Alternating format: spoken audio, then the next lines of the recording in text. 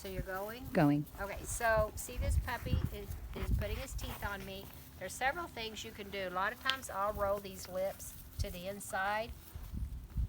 Okay, see I rolled those lips to the inside and he actually bit his own lip. See what I'm doing? That doesn't feel good. And this also is an act of dominance. A mother dog would do this. See? So, he's like, now let's see if he wants to come back for more. I think he's probably done biting me. So here's the problem with the children is that it's this back and forth, back and forth, back and forth, and the puppies think the children are their siblings. So I am not playing with a puppy. I'm not playing a game with the puppy. I'm not struggling against the puppy. I am disciplining and correcting the puppy, okay? So the thing about discipline and correction is good and punishment is not good. So we're not trying to punish the puppies. We're just trying to give them a negative result when they're doing something we don't want so they'll quit doing it. Hi. Come here. Hi. This is a very dominant girl. Hi. See, she's not licking or looking at me. Hi. Hi. There you go. Thank you. So now she's decided to be submissive. Most of these girls are very submissive and sweet. This one, her nice match. No, her nice match. Nice match. So, people think bull mastiffs are so sweet. And 99% of the time they are. It's that 1% of the time that if somebody backs them in a corner or if another dog gets in their face and they don't appreciate it, or if someone broke in your home, you will see the side of a bull mastiff that you probably have never seen before, and that is where they feel like they have the right, to defend their property or themselves. And most people will never see that side, but I do with the dogs, and they literally can chew each other's legs off, or chew your leg off. So they're very strong. Especially if they've been chewing on bones like this their whole life. They've really built up these muscles right here on the inside of their jaws. Hey, this is Bugsy. So,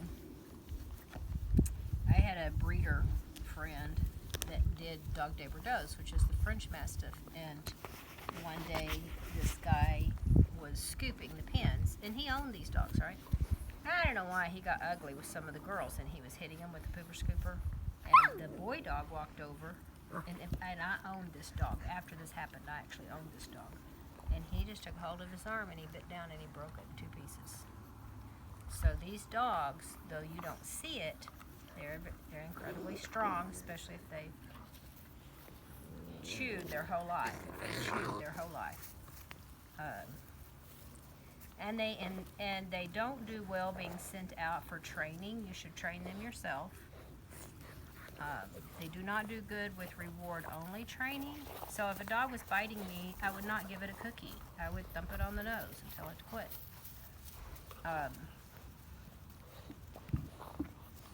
But they think for themselves. So they're not like a German Shepherd dog you're going to send out and say, sick it on somebody.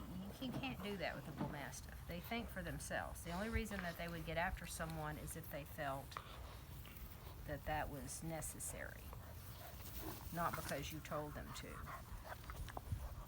So see how this puppy's kind of playing and chewing with me? Now I'm pushing down really hard, and she let me go. I'm pushing down. She let me go. I'm pushing down. Now I'm not using my nail, but I'm using my finger in her mouth. So see how she's still trying to nibble on me? So I'm pushing down, and she's feeling that. You can also come from up here and press those lips into those front 2 canines, and that's very sharp. So see how she's doing that? So the truth is, these guys are like soft clay. They're very easy to, sorry the sun's right in my eyes. They're very easy to mold into beautiful and wonderful dogs, but they're very easy to mold into awful monsters too if you let them on the couch, if you let them in your bed. Yeah, you need some correction over there. They're dry. Don't let them rip your shirt. They're after the photographer. See how sweet this baby is? If they know their place in the family, they're wonderful dogs. If they don't, they can be terrors. And if they don't know their place in the family, sometimes they feel like you're such a wuss that you can't protect them or the house, that they feel like they have to. And that's where you get dogs being more aggressive toward the neighbor's dogs, because they think they're the leader of the pack, not you. And that's a problem. So if anybody's watching this, please read Cesar Millan's. He's done two, pack leader and leader of the pack. I think the one I've been sitting in the puppy packs lately is leader of the pack. So what I love about this litter and every litter, so pan over there. So when I first came out here, they were all on me, and now they're just all, well, those two are struggling against one another, but they're just, you know, they're very independent and self-sufficient, and in that they're not so needy that they feel like they have to. And they're in the shade too. They've gotten out of the sun. If I wasn't sitting in the sun, I'd probably have still a couple more asleep in my lap. But this is Bugsy. So they're just very independent, and that's good. Confident. That's what you want. And so as a breeder, oh my gosh, please keep up the good work when they get home. And that is not exposing them necessarily to situations, you know, like I don't let other dogs come up to my puppy when we're walking. I never let another dog come up to my puppy and ask my puppy to submit, because you just told your puppy that you're not going to protect your puppy. If another dog walks up to my puppy, I either body block it, or I kick it in the face, or I know it's true, or I hit it with a stick. I tell people, keep your dog away from my dog. I don't want your dog in my puppy's face. Because if another dog, even your neighbor's dog, walks up to this puppy knows that dog is big enough and strong enough to kill it. Just like that. Could kill this puppy, right? So, you need to protect your puppy. And if you don't body block that dog or get that dog off your puppy thinks, oh my gosh, my human can't even take care of me. So my human's not the leader of the pack.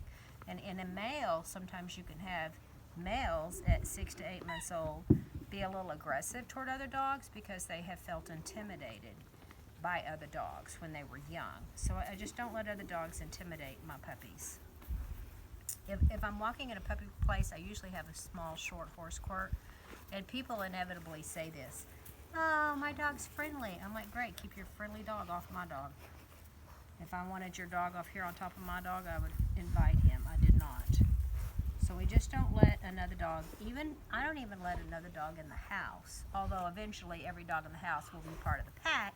It's not like I want the other dogs in the house necessarily, you know, dominating the puppy either. Although that will happen as they mesh into a pack.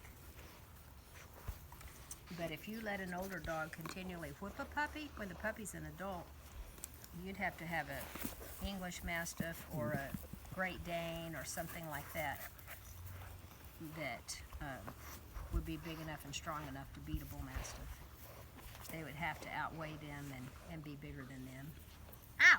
Now this puppy is, there we go. So I gave him something he didn't want. So he bit me, and I gave him something he didn't want. Hi, beautiful. And they do climb up in my lap and go to sleep. Hi, beautiful. Hi. So how do we deal with biting? Just giving them something they don't want. And these guys are so young and so tender, you know, you probably just thump them. What you don't want is this back and forth like they think you're playing rough. You don't want that. You want to stop the behavior, press in hard enough to stop the behavior. You don't want just this back and forth like you're playing, because you're not playing. You expect them to stop it. And with children, there's no way your children are going to be the pack leader, and the puppies know that. So you're not going to have, I've had people like, should my children stand over the puppy? You can do anything you want, but your puppy, you're not going to make your puppy believe this child is smarter, stronger, or faster than they are, especially at 6 or 8 months old. So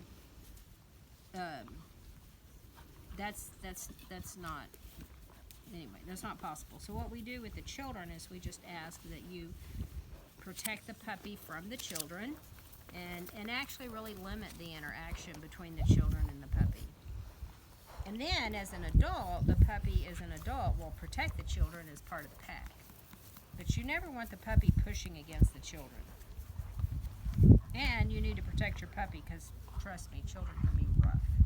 Even if a 50 or 60 pound child fell on a puppy like this, they could do permanent damage to them. They could injure them.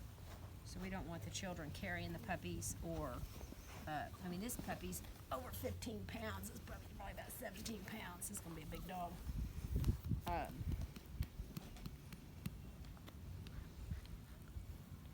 Yeah. So we don't want the children,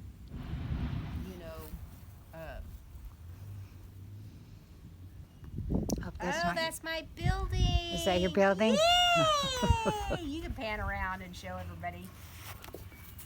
So I have so much stuff. We bought a building to put it in. It's so cute.